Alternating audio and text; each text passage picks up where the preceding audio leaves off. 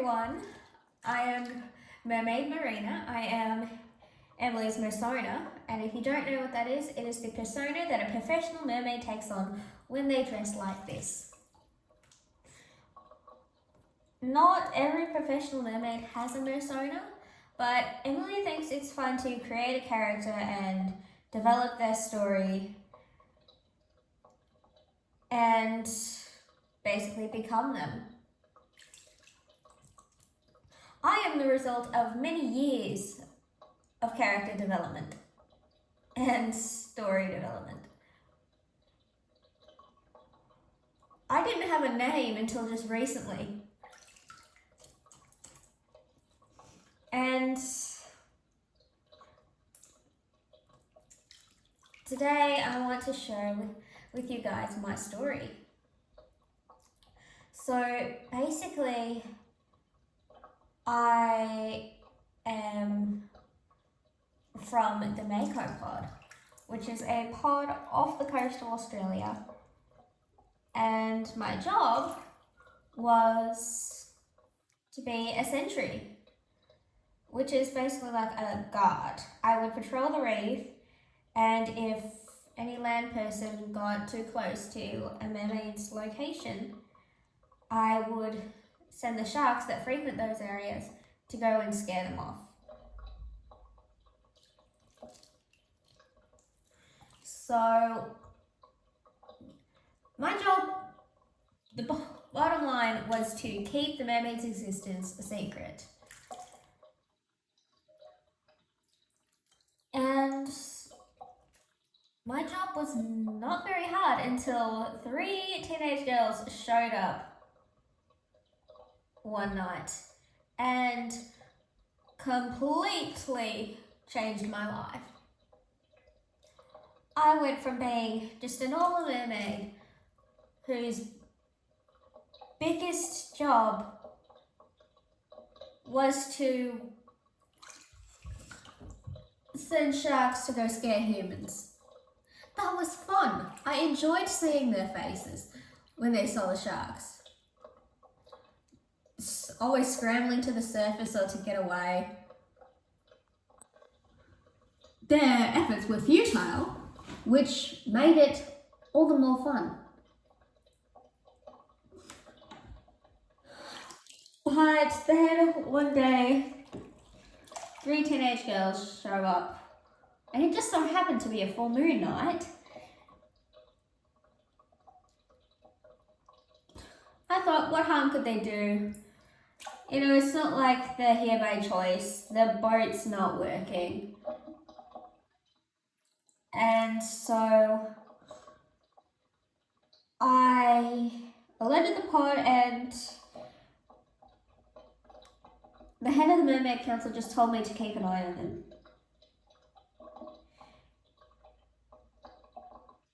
It's not like they could have done anything, so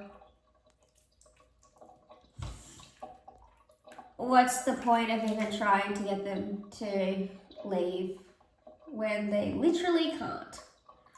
So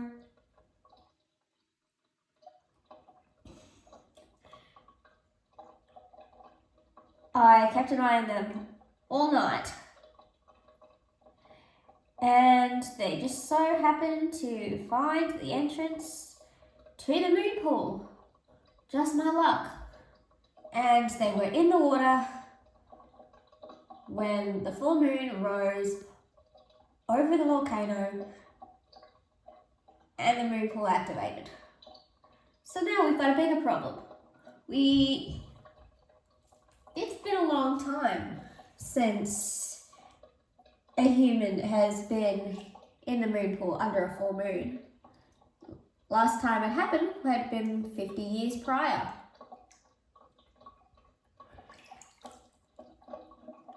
And granted, I was not around back then, but I heard the stories and that's how I knew that these 3 girls were about to get tails.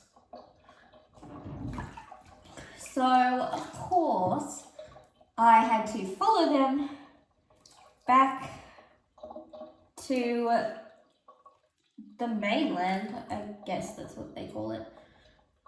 I just call it land, because all land is the same to me. I'm not from there. I don't know the difference between a mainland and whatever kinds of land are there. Anyway, so of course I follow them, and let me tell you, legs, not as easy as they look. I used to spell to turn my tail into legs, and balancing on them is really hard. And don't even get me started on walking.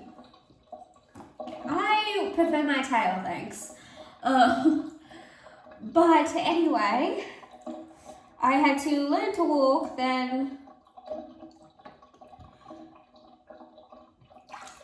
follow the girls and make sure that they did not blow their new secret. And they lasted about 2 days before they told a land boy named Lewis. And he treated them like science experiments. Although, who didn't see that coming? Humans will either treat us like monsters or like science experiments. There's no in between.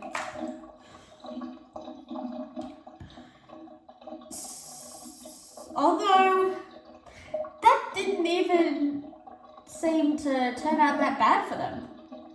Really. He helped them a lot. My job was just to watch and keep their secret safe. I wasn't allowed to interfere or even tell them that there were other mermaids, because they were still human. You know, the pod still sees them as humans, even though they grow tails whenever they touch water now. And they have powers. Their powers are not as strong as mine, although I choose not to use my powers in front of humans. They were very liberal with their powers.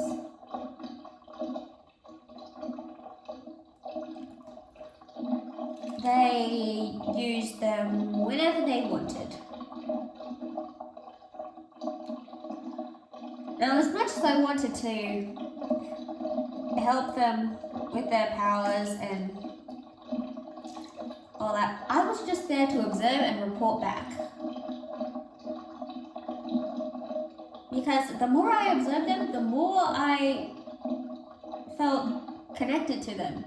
The longer they were mermaids, the more they felt like my sisters and not just some strangers that I was sent to follow.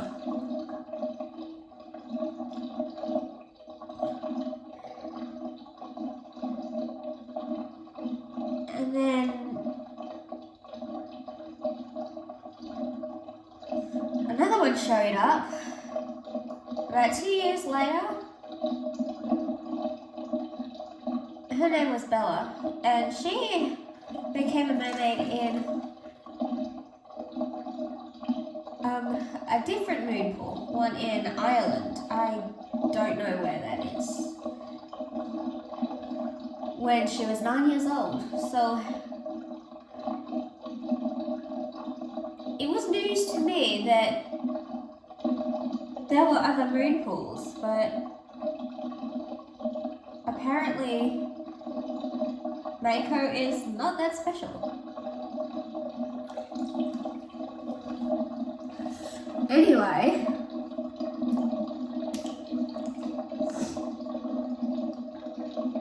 they managed to conquer the moon spell on their own pretty easily, and the moon spell is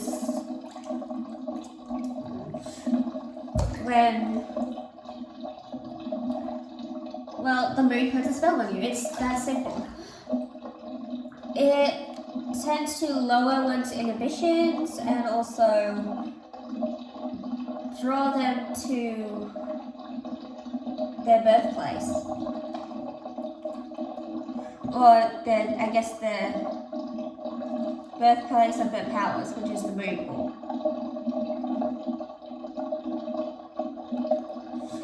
They each got one power, which then developed into stronger versions of their powers over time. Because they're still half human, so their DNA was altered by the moon pool, but they're not 100% mermaid. Is what I'm trying to say.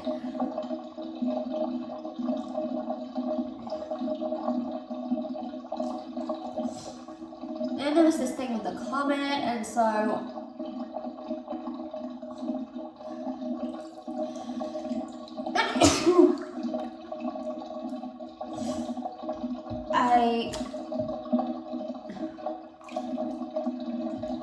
I decided to make the rash decision that I got in trouble for later to wake up the water tentacle, because the legends about the water tentacle have been passed down for generations, and I could feel a change in the water, so I knew that something was coming. Turns out that something was a comet. And Cleo, Ricky, and Bella made their own water tentacle because someone's greedy sister blew up the moon pool. Now, I didn't destroy the magic forever, just until the next full moon.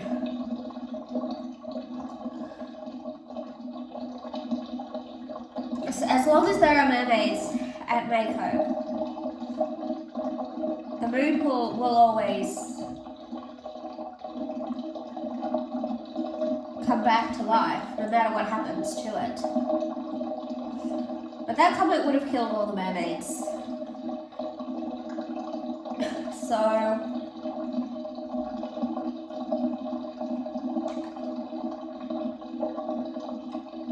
I am glad they solved the problem, because after the comet disappeared, well, the fish started coming back, everything seemed to go back to normal, until a boy fell into the moon pool this time. And no one's seen a mermaid in decades. Actually, not even decades, but eons. Last time we'd heard of a mermaid was decades ago.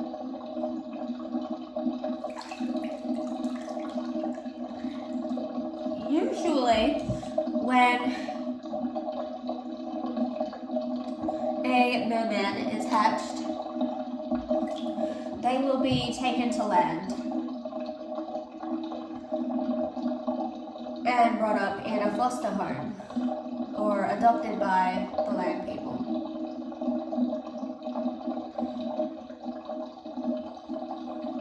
But this one was, as far as we knew, a land boy who got a tail when he was in the moon pool under a full moon. I checked with the mermaids that were tasked with patrolling the reef that night, and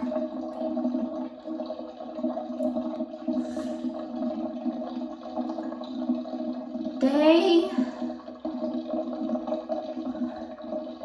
said that they had seen the land boy and his friend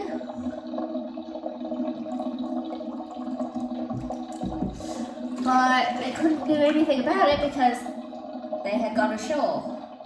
And they figured, what's the trouble? People camp on Mako all the time. And it's true, they do. But it was risky because it was a full moon night. The pod was celebrating. And now they have to leave because they're terrified of mermen. But since I have experienced situations like this before, I decided to stay behind and continue being a sentry, but this time protecting these 3 teenage mermaids who don't even have their moon rings yet, and help them keep the secret because they are, well, one of them was a little reckless. I could definitely see a bit of Ricky in her.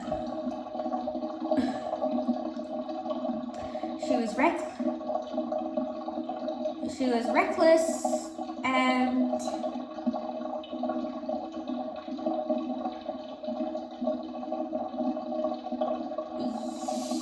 I could totally see her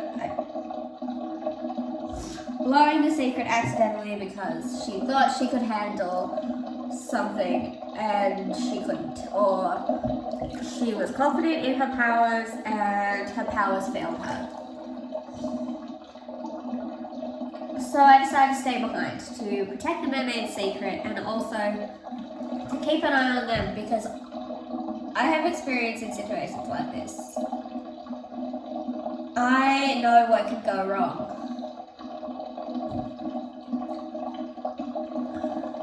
Although it turns out he was never a land boy to begin with. He was just always a merman. His mother, Marina, was the only mermaid capable of an enchantment strong enough to keep him from getting a tail, but that spell was broken when he fell into the moon pool. And I thought it was odd when he developed more than just one power like the girls did. And it's because he was never a land boy. He was always a merman.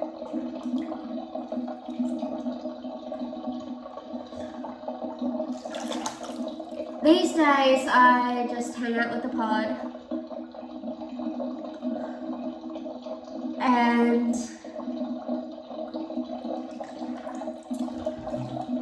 I have kind of fallen in love with living on land, especially gummy worms. Those are my favourites. I don't know how humans came up with that, but it's brilliant. I particularly like the sour ones. It's not a flavour we have in the sea, so I'm fascinated by it.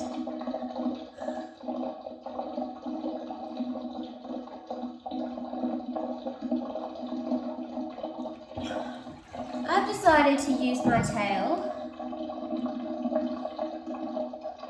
to my advantage.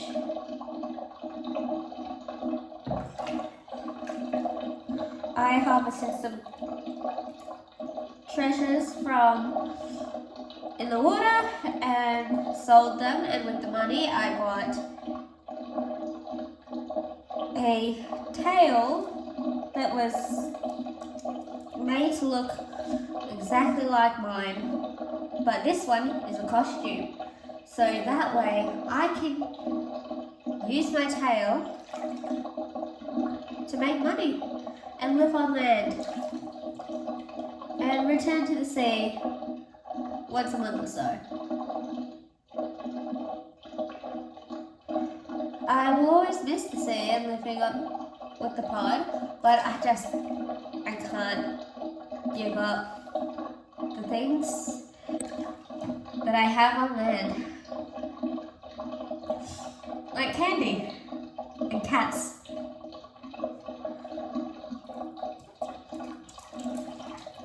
I have fallen in love with those furry creatures. And I think they like me because I smell like fish.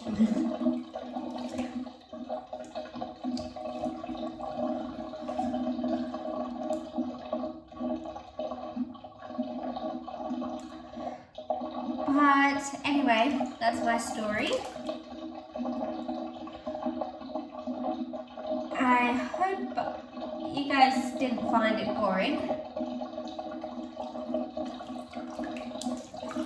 And I will see you guys in the next video that Emily lets me do.